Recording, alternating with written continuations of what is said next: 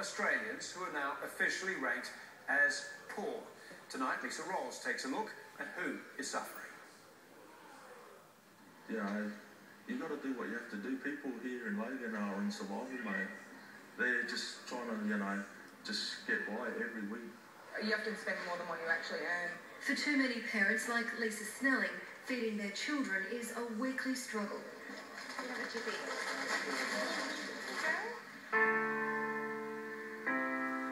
First of all, when I decided to come here, it was my pride, my dignity. You know, like, oh, I shouldn't be coming here.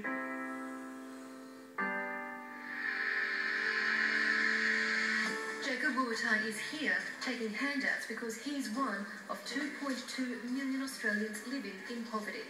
So are his children. He and his wife support their 2-year-old daughter Yelena and 6-month-old baby girl Tyler on just $400 a week. It's pretty much all gone. Like, it comes in, you know, and then it just goes, you know, not much is left. You know, $20 to $30 left with all the other bills filled, like power, telephone, you know, rent, everything, you know, it's just registration, the whole lot, it's just adding up, like, astronomically.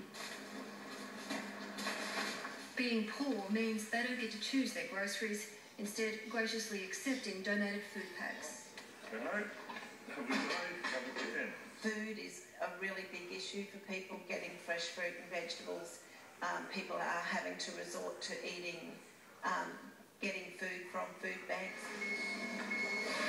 Terry Walker runs one of more than 300 food banks across Queensland. 4.5 years ago, there would have been 20, 30 people to now, and that was every couple of days. Now it's every day, except for Sundays. Like tomorrow morning, the queues will be 400-500 maybe in the morning.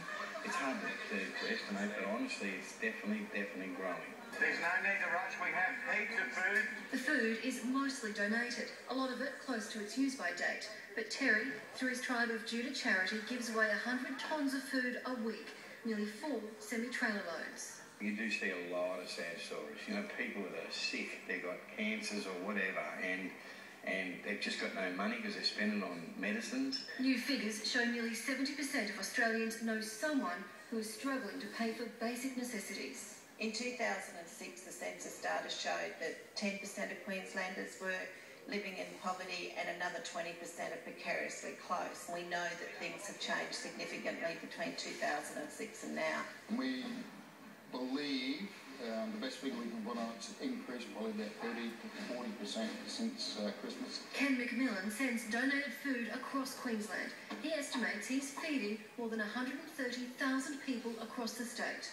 Demand for emergency relief for things like food and rent assistance is now so great, a new national survey due to be released in a few weeks has found that the number of people being turned away from charities in the past 12 months has nearly doubled. We need to make sure that government policy, businesses, the whole community really pay attention to how people can be falling into poverty in a prosperous state and country. It's that nice feeling to see your pantry and your fridge getting full. Yeah, I guess that's how it should be.